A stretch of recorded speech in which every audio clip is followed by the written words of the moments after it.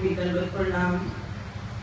आज श्री संत गुरुदेव भगवान जी के दरबार में, निजात्मा प्रभु के दरबार में उपस्थित दरबारे नगरी के अर्चनीय वंदनीय संत महापुरुष और हमारे ही श्री गुरु मंदिर नगरी ट्रस्ट के पूजनीय हमारे ट्रस्टीगण स्वामी विवेकानंद जी, स्वामी अलखानंद जी और इसी के साथ साथ स्वामी कृपालानंद जी और भी सभी दरबारे नगरी के महापुरुष और साक्षात मिशन का संत समाज, सभी के चरणों में मैं नमन करती हूँ।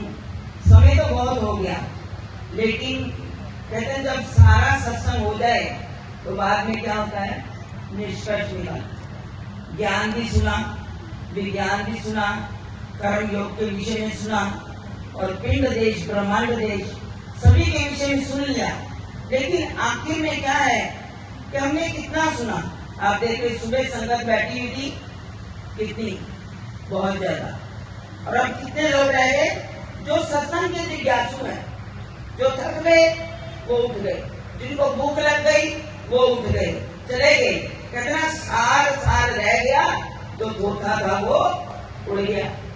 यही चीज हमें चाहिए जीवन के अंदर कि हमें सार को ग्रहण करना है, बाकी चीजें हमारे अंदर से निकल जानी चाहिए। वो सार का कैसे पता चलेगा, उसका उपयोग भी हमें हमारे गुरुदेव भगवान ने बताया कि तुमने क्या करना है। एक पिता अपने पुत्र को कैसे परखता है, और जो उनकी परख पे खड़ा उतर जाता है उसको सब कुछ मिल जाता है, वो प्राप्त कर लेता है। उन्होंने विधि बताई। क्या विधि बताई? कहते हैं एक पिता, उसने देखा 3 पुत्र हैं मेरे, मैं संक्षेप में जा रही हूँ, समय की सीमा को भी देखना है, अगली सिटिंग भी शुरू होनी है। तो उस पिता ने कहा 3 बेटे हैं, परखूं कैसे, कौन लायक निकलेगा? तो उन्होंने क्या किया, सब बच्चों को संपत्ति में से 2-2 मुद्राएं कह लो, 2-2 रुपए कह लो, जो भी उस वक्त चलन था, सबको दे दिए। कहा बेटा एक बात है, ये 2-2 मुद्राएं लो और ये 3 कोठियां हैं, कोठड़े कमरे हैं, इनको भर दो, इनको भर दो। जो बड़ा बेटा था उसको थोड़ा क्रोध आ गया, कहने लगे पिता के पास इतनी संपत्ति और हमें दे दिए इतने बड़े बड़े कमरे, 2 मुद्राओं में कमरा भर दो, कैसे होगा? उसने पता क्या किया, ना सोचा ना समझा, गया जितने कूड़े घर से कूड़ा इकट्ठा किया, कमरे में लाकर झट से भर दिया। अब दूसरा बेटा कहने लगा 2 मुद्राओं में कुछ आने वाला तो नहीं, पिता ने कहा कमरा भर दो। उसने क्या किया, कुछ घास फूस लिया, ऐसी चीज ली जिसके खिलाफ से जल्दी पूर्ति हो जाए, कमरा भर जाए। जो तीसरा बेटा था उसने थोड़ा सोचा, उसने विचारा, कहने लगा 2 रुपए है, 2 मुद्राएं, क्या आएगा इसमें?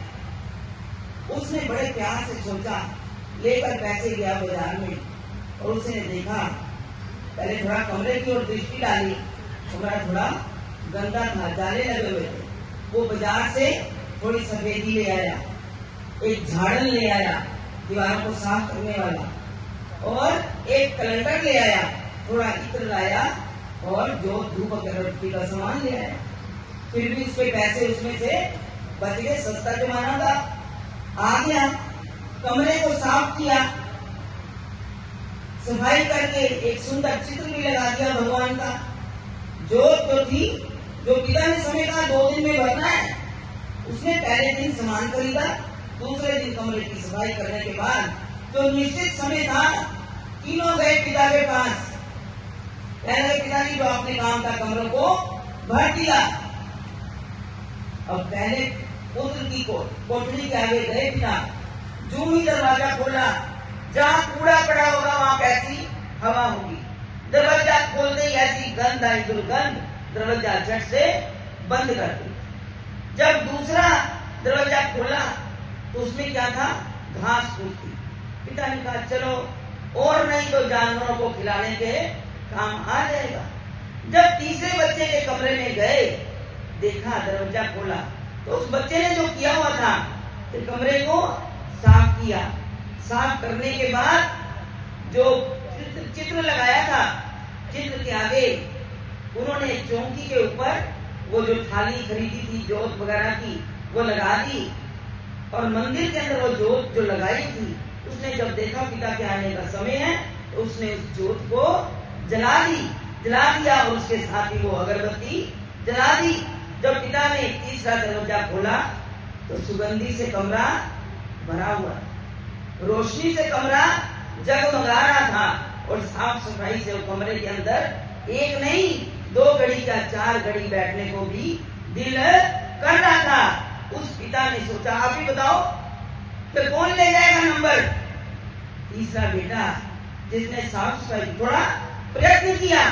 ऐसे ही ये महापुरुष हमारे गुरुजन हमें कौन सी मुद्रा पकड़ाते हैं, वो हमें शब्द रूपी मुद्रा पकड़ाते हैं।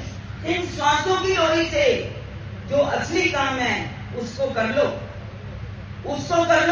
क्योंकि गुरबाणी में भी लिखा है। अभी वो कह रहे थे हमारे जीवन के अंदर 3 चीजें चल रही थी, तो गुरबाणी के अंदर तो सीधा क्या कह दिया कि इकलाए दीवान एका माई जुगत। क्योंकि गुरु अपने हजूर साठ प्रभु से हम सारा सत्संग सुनते थे, वही आज हमारी रिवीजन होकर हमारे अंदर से बाहर निकलता है। तो महाराज जी अपने सत्संगों में फरमाया करते थे, एका माई जुगत ले आई 3 चेले परवान, एक संसारी एक भंडारी एक लाए दीवान। वही जगत का पालन करता, जगत को जन्म देने वाला और जगत का समाप्ति करने वाला। तो महाराज जी ने तो बड़े साफ स्पष्ट शब्दों में आसान तरीके से हमें वो ज्ञान दिया, और ज्ञान में जाने की हमें वो तरीका समझा दिया कि हमें और ज्यादा भटकने की जरूरत नहीं है। गुरु दरबार की सेवा कर लो, मन की सफाई कर लो, वो जोत अंदर शब्द के द्वारा जगा लो, तो तुम अपने सदगुरु को पालोगे। जैसे निजातम प्रभु ने अपने सदगुरु को रिझाया, तुम भी तो उन्हीं के दरबार में बैठे हो।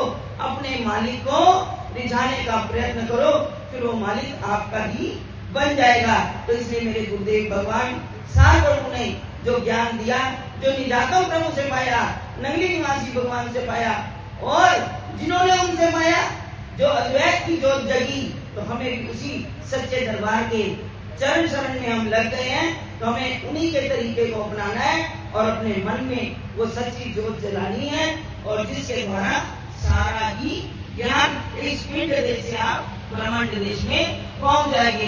तो इसी तरह इन शब्दों को ही अगर आप अपने हृदय में धारण कर लो, तो मुझे लगता है कि आपका भी काम बन जाएगा और हमारा भी काम बन जाएगा।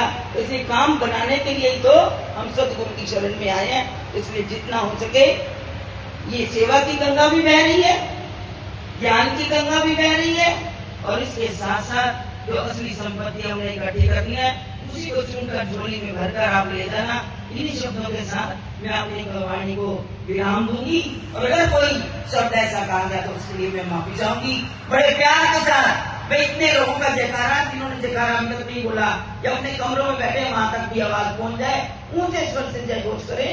थोड़ी संगत नहीं है, बहुत है।